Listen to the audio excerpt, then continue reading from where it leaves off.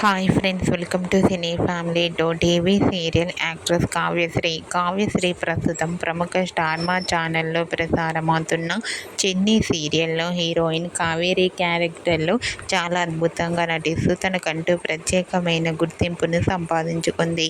కావ్యశ్రీ కొన్ని టీవీ షోలలో కూడా పార్టిసిపేట్ చేస్తూ సందడి చేస్తుంది.